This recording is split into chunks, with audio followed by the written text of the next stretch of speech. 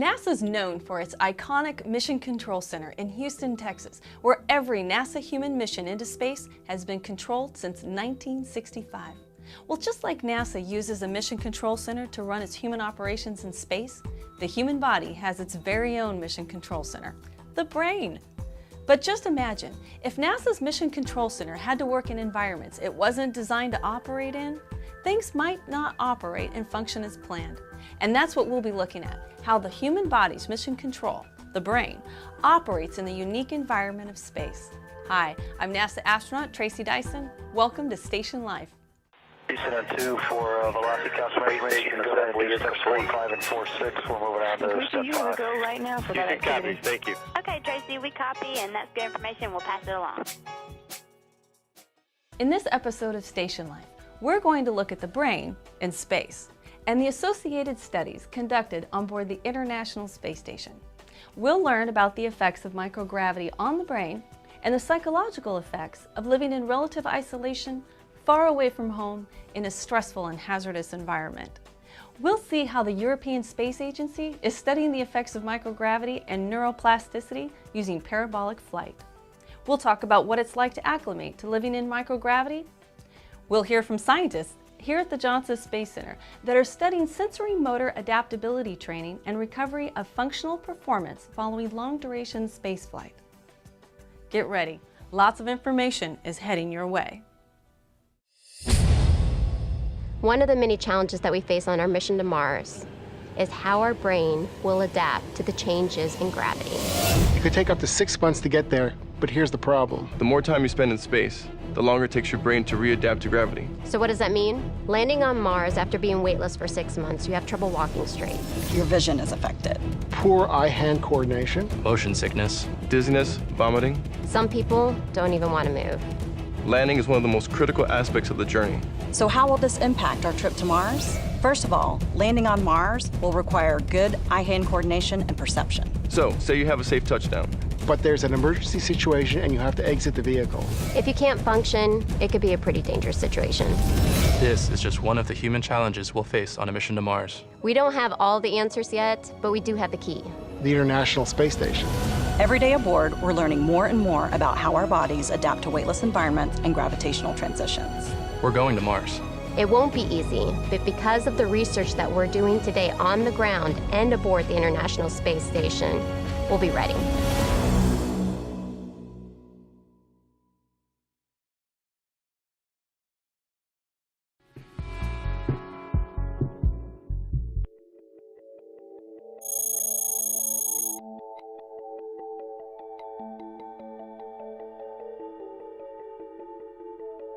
Today I've been looking actually at the brain and how the brain reacts to microgravity.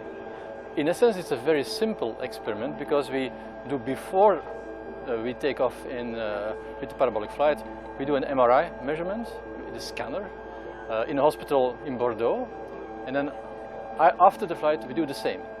And then we look at the image of the brain, and by subtracting both images before and after microgravity, by parabolic flight, we hope to see changes. These changes, it's called neuroplasticity. And neuroplasticity is something we all know somehow. I can give the example of a bicycle. If you are a kid and you ride a bicycle or you try, you fall over all the time because you can't do it. And then suddenly, like this, you can do it. And it's very tricky. Why? But somewhere in the brain there must be some connections, something which is happening. Well, actually, we want to do the same to find out how is the brain reacting to microgravity. Where does changes take place? In the brain, we all know it is a very, very complicated system with a lot of connections actually. And it's the connections which make differences between people, why people can make some logical reasoning and other people can do it less or be creative or other type of habits. It has much to do with the connections in the brain. And these connections sometimes are also missing when in patients, for instance. So we want to look with this methodology of looking at the brain before and after such a huge impact as microgravity. We want to find out where does the changes take place which are related to dizziness, motion sickness, fluid shifts, things which really happen in astronauts and cosmonauts, but the same during onboard on this parabolic flight. By using the model of pre and post parabolic flight, we hope to find regions which are particularly busy and continuing to change all the time to adapt to microgravity, because it's known that people who fly the first day, well, many of them are ill if they don't take medication, but the second day or the third day, they are much better. So there must have been changes in the brain, real changes. That's what I want to look at. The methodology of MRI methods we use is a bit different than the normal ones. We look at diffusion in the neural tracts. And I can explain it simply by saying, suppose you have a helicopter and you stay with this helicopter like one day on top of a big city, Amsterdam or Brussels or London, but this camera of this helicopter has not the power to see the buildings. Only the people who are moving on their bike, walking or in the cars. After one day, you will have a map of this city. You will know the main roads, the smaller roads, the places where things are happening or are big streams of connectivity. That's what we do with this methodology of tractography by diffusion techniques in MRI.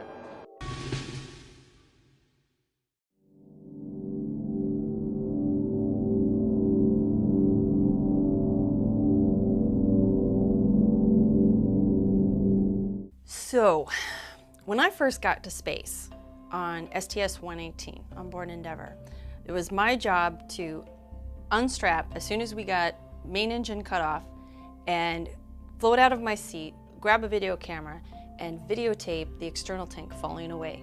So I was one of the very first people to get out of my seat, and all I remember is, I hope I don't screw this up. So I had no time to think about acclimating to microgravity. I had no time to think of, am I gonna get sick? Am I gonna be disoriented? I just knew I had to get that camera on the external tank. And I did that without any hitches, and after I launched on the Soyuz rocket and I got inside the space station, I just remember it being like this big swim tank. Your brain goes through this period where you think, that's not the way it is at home. But it was a matter of minutes before I just made sense out of it and flipped myself around. So it was not like that for everybody. But some of us get up there and it's just like you were made to float in space.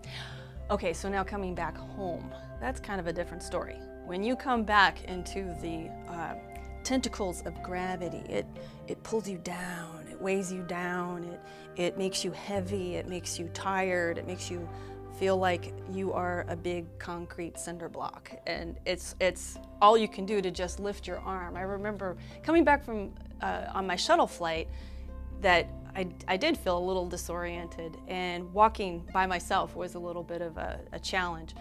But you get over it kind of quickly. But when I was on board the space station and I lived there for 6 months and I came back in a capsule and bam, landed on the ground, that was one of those cases where I felt like I weighed like an anvil, and I couldn't even lift my arm up to unhook myself from my seat, and I didn't know how I was going to get out of my seat. So coming back home was a bit of a rude awakening.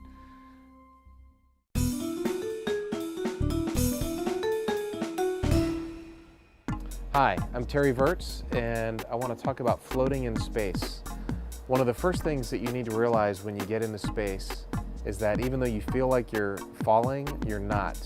And you don't have to flail like that. You can just sit still, you can let go, and you float. It's not a problem. It's something you really have to train your brain to think about. And it takes a little bit of time to get used to that sensation of falling, but realizing you're not falling. And you can pretend like you're on the moon. We have some bungees here. You can go down. And it's not quite gravity, but you can sort of be walking on the moon.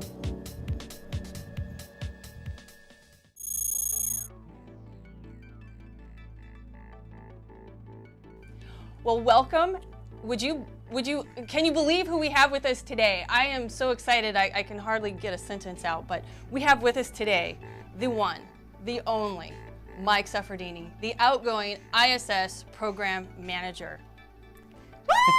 Let's give it up. A big Station Life welcome to you. Thank you so much for being here. Thank you so much for having me. Oh, I am, obviously you can tell I'm really excited. I mean, just to put this in context, we have with us the big kahuna, the tribal leader, the decision-making dude of the ISS for the last decade. And there is just, I think, no better way to say bon voyage than to be here on StationLIFE. What do you think? Absolutely, I think that's right. I walk through the front of Building 1 on my way in and out every day, and I see you talking about StationLIFE and all these things. I go, wow, I'd like to be a part of that sometime. We are making dreams come true here on StationLIFE. Right here.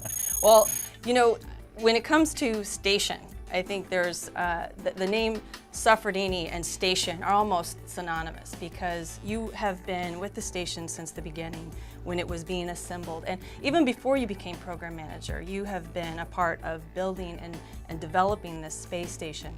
And when you stepped into the role as program manager, you had a vision. And I'm curious now, as you are retiring from NASA and leaving the station in some very capable hands, how you feel your vision from the beginning meets the vision here as you're leaving.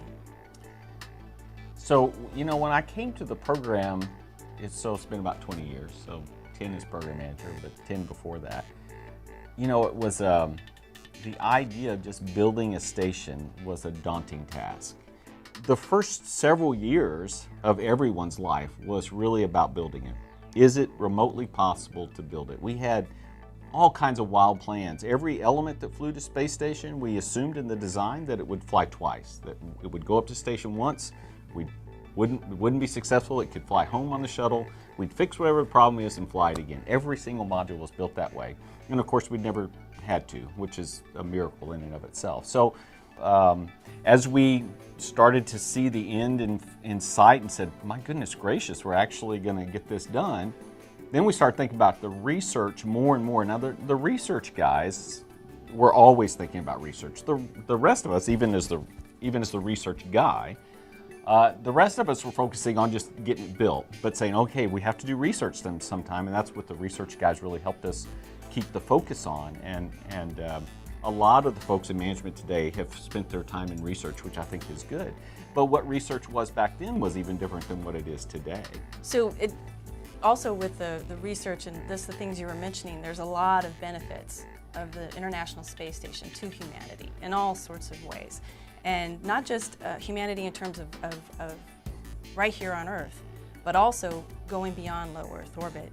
What are some of the things that you see the space station doing to help us get to beyond low Earth orbit, to Mars specifically? So you know the biggest one, right? How do we keep people like you healthy? And that's a tough nut to crack. You know, we're starting to sort it out in low Earth orbit. I think crews are coming home now with, in a lot of cases, more bone mass than they left with. Even. Yeah, that's right. Amazing, right? So we're learning other things, the eyes issues associated with the eye that we're working on. So human health, of course, is the most important thing.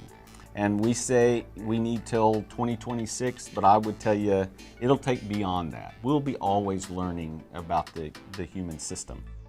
So I know that you've got to leave the station in very capable hands with Kirk Shireman coming on board. You and Kirk have worked a long time together, and you've known each other for a long time. Yeah. I don't. Would you like to say anything more about that, or should I tell everybody that you guys go way back to high school and living on the same street and all of that? I mean, we're from the same city, but we weren't pals back then. But I'm sure it has something to do with the water we were drinking or something that helped us get to where we are today. Exactly. Yeah, Kirk was, when I became program manager, it took me a little while to find a deputy, and Kirk was it. And Kirk has been with me for about 7.5, I don't remember the time, but it's like 7.5 years, and he went off to be deputy center director, and now he's back. So Kirk knows station cold. He's a wonderful individual. He's a great leader, so he'll do a great job. I feel like I've left it in capable hands.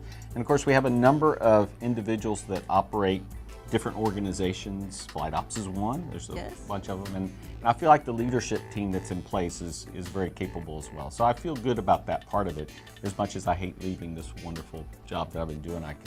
Well, is there anything else that you can think of about the space station you want to share with the audience here? You know, I will. You know, Station, people have asked me, you know, what's your legacy? And to me, the Station is not my legacy, but Station is a legacy. And it is no kidding, no matter what anybody thinks today, it is no kidding. In the end, when we're going to Mars, we're going to look back and go, we were able to do it because we built that station, we successfully used that station, we kept it on orbit long enough to get everything we needed out of it so we could go do exploration, and we will look back on this and go, that was it. That's what we did to get us started in long-term exploration. So I think that's something that we ought to be proud of every day when we come to work, to say, this is it, this is the stepping stone, this is really the stepping stone. All right, I can't add to that. That was awesome. And I just want to thank you so much, Mike, for being here Thank you today for having me. It and was being awesome. on StationLIFE. I appreciate it. This is a real treat. So thank you, and best wishes to you from everybody here at StationLIFE. And we are going to miss you so much. Thank you so much. Don't forget about us. Oh, I won't forget about you. I'll be paying close attention. Good, good. All right. Thank you. Thank you, guys.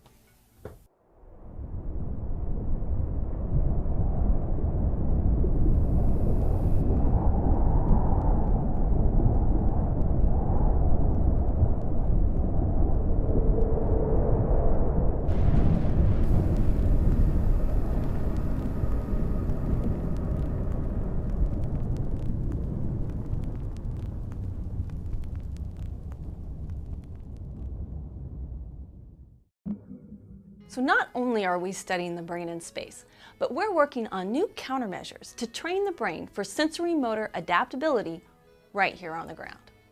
The Johnson Space Center's own Dr. Jacob Bloomberg and his team are hard at work creating new integrative countermeasures to mitigate post-flight disturbances in locomotor function. That's a fancy way to say that they're working on new training methods so astronauts can return home and adjust more quickly to the effects of gravity. Let's hear more about this training and its benefits from the man himself, Dr. Jacob Bloomberg.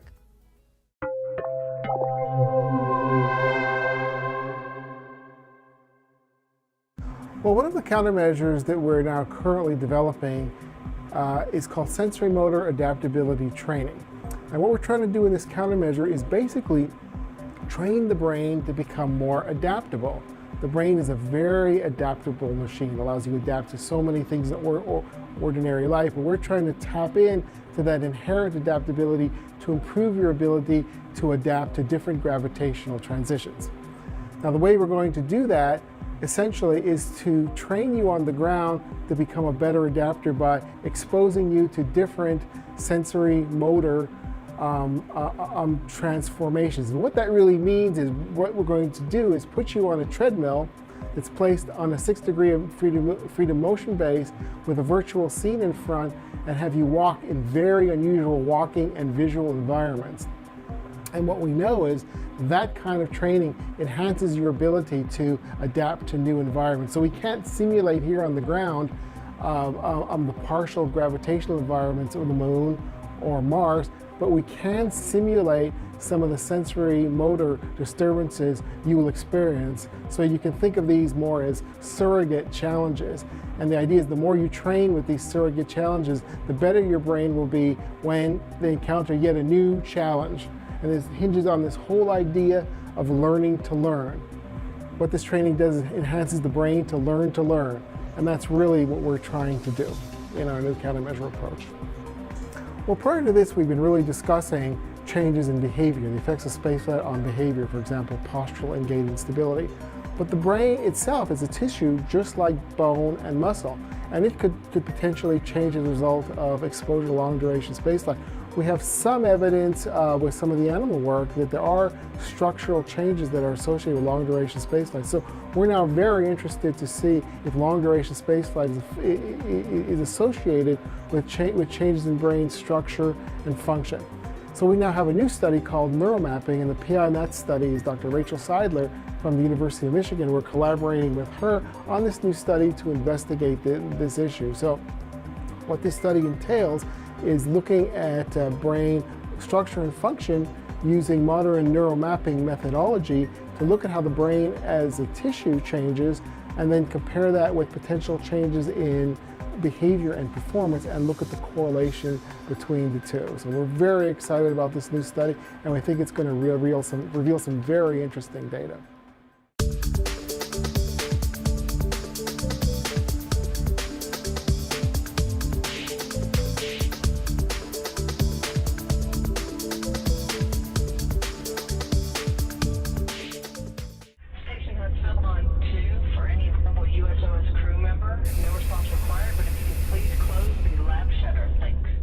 Welcome back, and thanks for watching this episode of Station Life, Brain in Space. Today we learned how we're using the International Space Station to better understand how our bodies adapt to weightless environments and gravitational transitions. This gained knowledge will help us once we get to Mars. We learned about sensory motor adaptability training and functional recovery, which also helps us better understand mobility challenges here on the Earth, such as defining more effective rehabilitation interventions in clinical populations. And we got to know the outgoing ISS program manager, Mike Suffredini. Talk about a solid show? This was it. Be sure to stay in touch and follow us on Facebook and Twitter for the latest research news. And don't forget to download our groovy app on your mobile device. Until next time, stay with us, off the Earth, for the Earth.